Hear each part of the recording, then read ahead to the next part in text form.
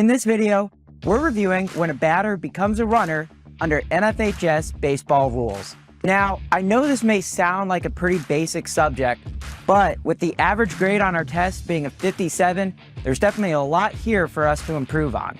So in this video review, we'll quickly go through the definitions and the rules, and after that, we'll dive into the case plays and break down the hardest questions. As always, if you want to take the quiz before going through the video review, you can find it in the video description.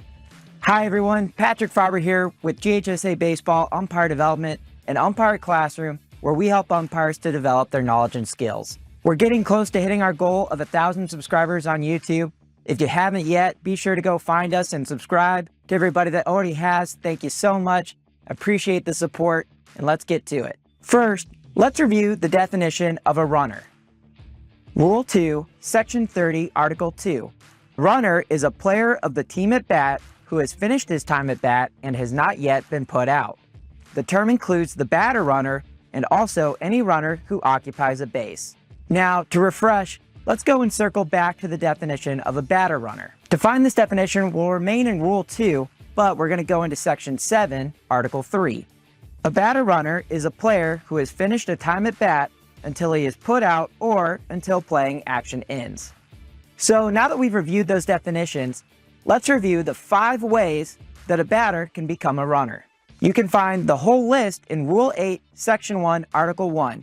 A batter becomes a runner with the right to attempt to score by advancing to first, second, third, and home bases in the listed order when A, he hits a fair ball.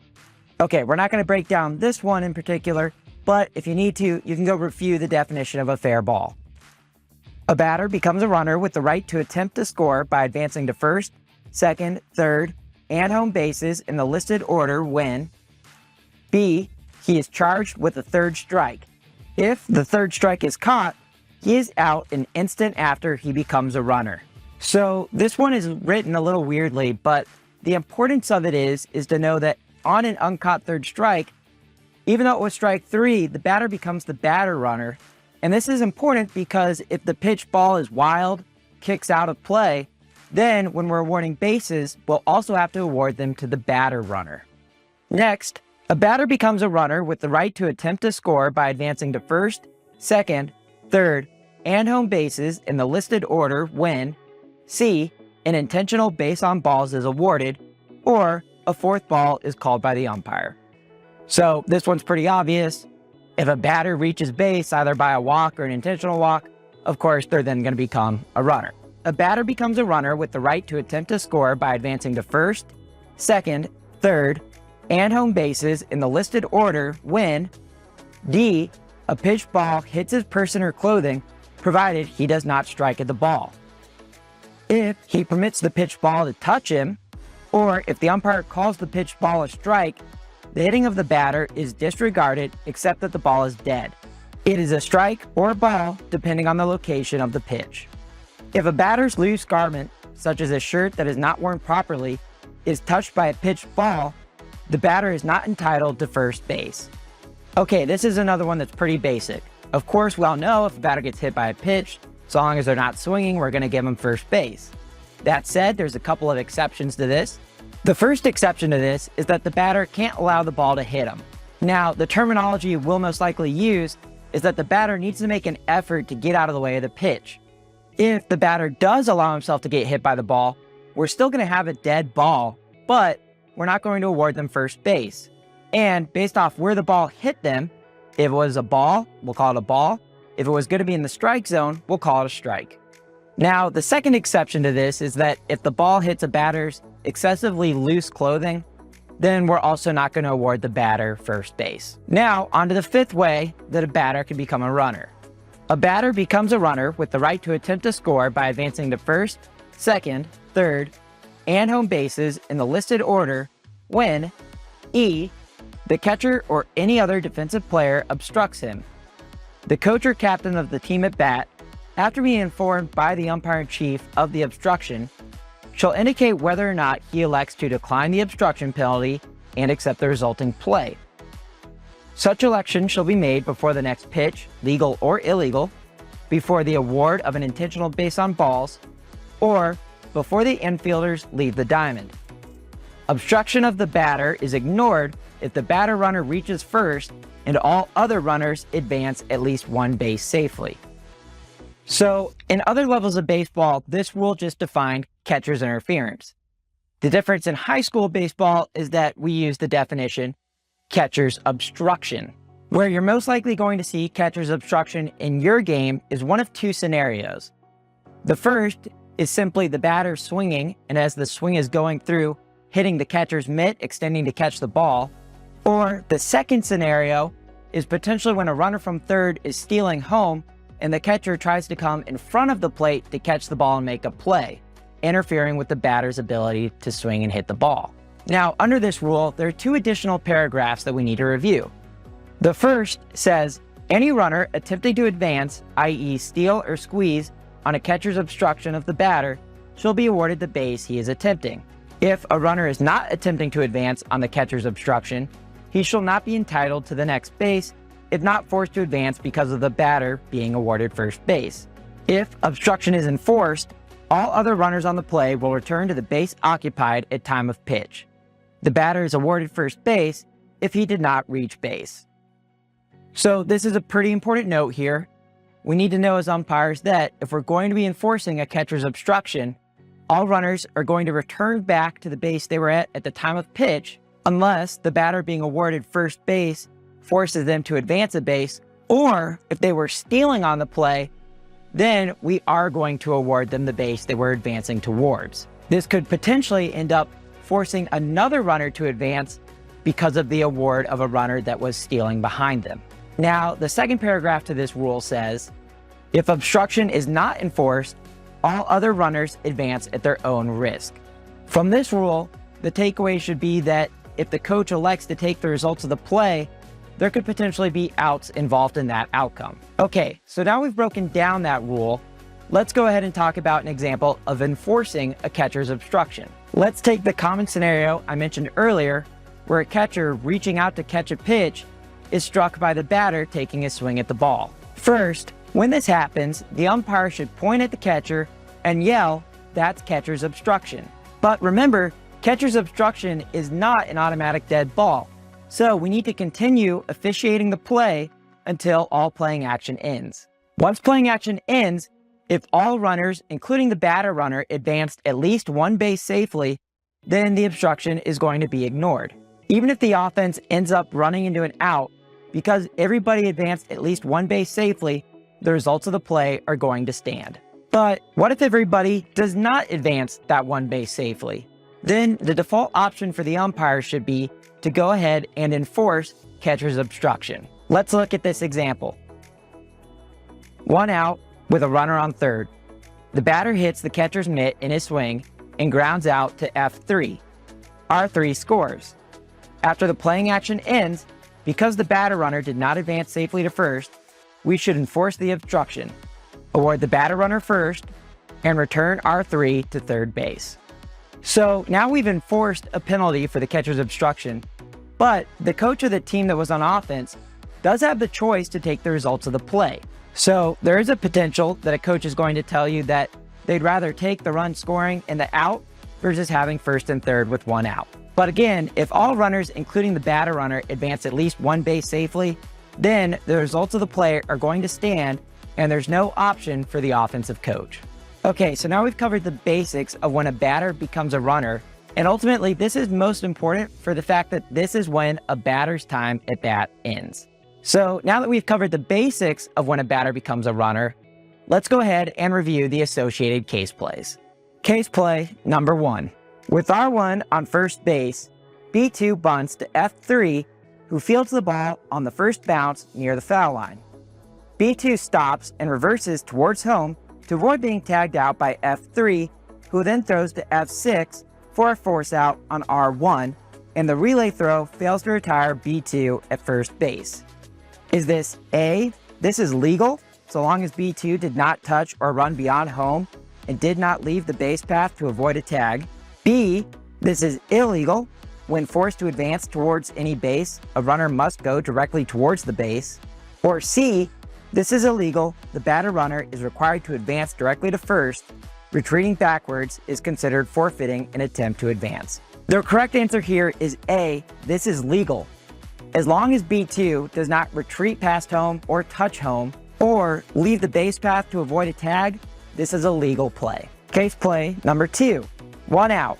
F2 drops the third strike. B1 starts towards the third base dugout, and F2 does not throw to first. B1, after walking beyond the dirt circle around home and in a direction towards his dugout, then makes a quick dash to first. What's the call? Is this A, this is legal, or B, this is illegal, the runner is out for failure to attempt to reach first base? The correct answer here is that this is legal. The batter runner should only be declared out for failure to attempt to reach first base if he has not reached first base by the time of the next pitch, or if he has gone back to his bench or dugout area. Because in this play, he was still on the playing surface and the next pitch had not been thrown, he's still able to make that attempt and go to first base. Case play number 3. 2 outs. F2 drops the third strike. B1 starts towards the third base dugout, and F2 does not throw to first. B1, after walking beyond the dirt circle around home and in a direction towards his dugout, sees that the defense has left the infield and sprints to first, having deked the defense. What's the call? Is this A, this is legal, B, this is illegal, the runner is out for failure to attempt to reach first base because he left the dirt circle in the direction away from first, or C, this is illegal, the runner is out for failure to attempt to reach first base because the infielders have left the diamond? The correct answer here is C. The runner is out for failure to attempt to reach first base once all infielders have left the diamond. To read the full details on this, check out Rule 8, Section 4, Article 1I. Case play number 4. In which of the following situations does the batter, having been hit by the pitch, not get awarded first base? A, when the pitch is a strike. B, when the batter does not attempt to avoid being hit. C, with no runners on, the pitch is illegal and is not ball 4. D, when the batter attempts to hit the pitch. E, when the pitch is a balk. The correct answer here is that in all of these situations, the batter is not going to be awarded first base. Case play number 5. R2 is on second. F2 obstructs B2, catcher's obstruction, but he hits and reaches first safely. R2, who was not moving on the pitch, is thrown out at home plate. Is this A, the play stands, B, the defense has the option to take the results of the play, or the penalty for catcher's obstruction, B2 awarded first, R2 remains on second, or C, the ball is immediately dead when the catcher's obstruction occurs and all action after that is disregarded? The correct answer here is A, the play stands. Because all runners, including the batter runner, advance at least one base safely, whatever happens after that is going to stand. Again, it's important to remember that a catcher's obstruction is not an automatic dead ball. Case play 6. R2 is on second base. After B2 takes his position in the batter's box, F2 clearly reaches out over home plate prior to the pitch. Is this A, this is catcher's obstruction, B2 is awarded first, R2 remains at second. B, this is catcher's obstruction, B2 is awarded first, R2 is awarded third. Or C, this is nothing. The correct answer here is that this is nothing. There is no violation for the catcher or his equipment being over the home plate area so long as it is removed from that area before the time that the pitcher has made a movement committing him to pitch. Case play number 7. R2 is on second base. After B2 takes his position in the batter's box, F2 clearly reaches out over home plate after F1 has made a movement that has committed him to pitch. The batter does not swing. Is this A, this is catcher's obstruction, B2 is awarded first, R2 remains at second. B, this is catcher's obstruction, B2 is awarded first, and R2 is awarded third. Or C, this is nothing. The correct answer here is A, this is catcher's obstruction. Because the pitcher has already committed to delivering the pitch, the catcher cannot enter the area above home plate. A catcher's obstruction call doesn't actually require that the batter attempt to swing at the pitch, because ultimately we don't want to encourage batters to try to swing at the catcher in order to be awarded first base. And since R2 was not stealing on the pitch, R2 is going to remain at second base. Chase play number 8. R2 is on second base. After B2 takes his position in the batter's box, F2 clearly reaches out over home plate to receive the pitch and throw out R2, who is attempting to steal third. The batter does not swing. Is this A, this is catcher's obstruction, B2 is awarded first, R2 remains at second? B, this is catcher's obstruction, B2 is awarded first, R2 is awarded third? Or C, this is nothing? Just like the last play, this is going to be catcher's obstruction, regardless of whether or not the batter swings. And since R2 was stealing on the pitch, then R2 is going to be awarded third base. Case play number 9. R2 is on second with 1 out. F2 obstructs B3, but he hits a ground ball to F4, who throws him out. F3 overthrows third in an attempt to retire R2, who scores on the overthrow. Is the correct answer A, the ball is immediately dead when the obstruction occurs, B3 is awarded first, R2 stays at second? B, the ball is immediately dead when B3 fails to reach first safely, B3 is awarded first and R2 remains at second? C, the ball is immediately dead when B3 fails to reach first safely, B3 is awarded first and R2 is awarded third? D, after playing action ends, umpires should enforce the obstruction penalty and award B3 first and return R2 to second, and the offense can then elect to take the results of the play. Or E, after playing action ends, the offense can request to have the penalty enforced, otherwise the result of the play stands. The correct answer here is D. We're always going to wait until playing action ends before enforcing anything with a catcher's obstruction. In this scenario, because all runners, including the batter runner, did not advance at least one base safely, we need to go ahead and enforce the penalties of a catcher's obstruction so that everyone reaches base safely. Then, after doing that, the coach of the offensive team has the option to take the results of the play. Case play number 10. With the bases loaded and the infield-fly rule in effect, F2 obstructs the batter's swing, which results in a high fly ball. Umpires invoke the infield-fly rule and the ball is caught. Is this A, because the out is an infield fly, the result of the play stands and the obstruction is ignored? Or B, the result is the batter being awarded first, all other runners advance because of being forced? The correct answer here is B. Because the infield fly made it that the batter runner couldn't reach first base, we're going to enforce the catcher's obstruction. Case play number 11. With R3 on third base and trying to score on a steal or squeeze play, F2 straddles the plate but does not touch it to receive the pitch and attempt to retire R3. Is it A, this is a legal attempt to make a play, the defense can move freely to prevent a runner from scoring? B, this is a legal attempt to make a play so long as the catcher does not stand on the plate? C, this is catcher's obstruction, the batter is awarded first and R3 scores? Or D, this is catcher's obstruction, the batter is awarded first and R3 returns to third? The correct answer here is C, this is still catcher's obstruction. The catcher still is not allowed to enter the area above home plate, preventing the batter from being able to swing at this pitch. For this reason, we'll have catcher's obstruction, the batter runner will be awarded first, and because R3 was advancing home on the pitch, R3 is going to be awarded home. Case play 12. With R2 on second base, B2 is obstructed by F2, but he hits to F6, who throws B2 out at first base. F3 throws to third base to retire R2, who advances on contact safely to third. Is this A, this is catcher's obstruction, B2 is awarded first, R2 remains at third for having advanced on the play? Or B, this is catcher's obstruction, B2 is awarded first, R2 remains at second and is not credited with advancing towards third?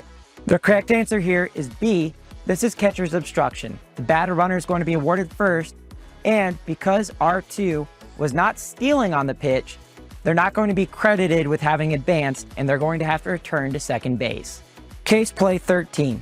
R3 is on third base and R2 on second base with 1 out. F2 obstructs B4, who hits a ground ball to F4. R2 was attempting to steal third, even though third was occupied. B4 is thrown out at first on the play. Is this A, catcher's obstruction is enforced, B4 is awarded first, R2 is awarded third, which forces R3 to score? Or is it B, catcher's obstruction is enforced, B4 is awarded first, R2 is returned to second because they cannot force R3 to advance since R3 was not stealing? The correct answer here is A. The catcher's obstruction is going to be enforced. The batter runner will be awarded first, And because R2 was stealing on the pitch, even though third base was occupied, they were still stealing, they're going to be awarded third, and that's going to force R3, who was not stealing, to be awarded home. Case play 14. With 2 outs, R2 attempts to steal third. F2 obstructs B4 as B4 swings. The ball is hit to the outfield. R2 scores on the play before B4 is thrown out at second base.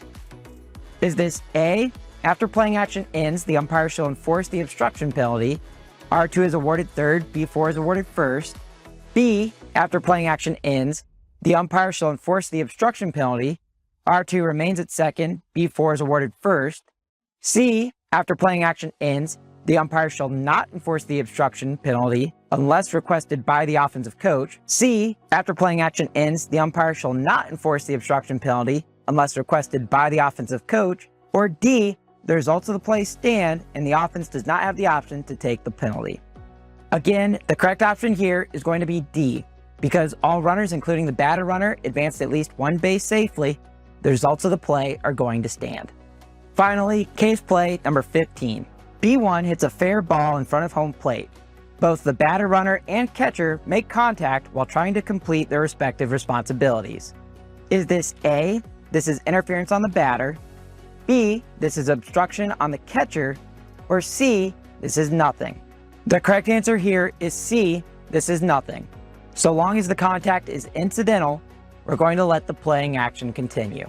So there you have it, our review of when a batter becomes a runner under NFHS baseball rules and how you can enforce those rules in your game. If you found this video helpful, be sure to check out the rest of our videos on our YouTube channel at Umpire Classroom. And if you want to sign up to receive our weekly NFHS baseball rules quiz, you can do so in the video description. Thanks again for watching, everyone. And as always, I look forward to seeing you on the field.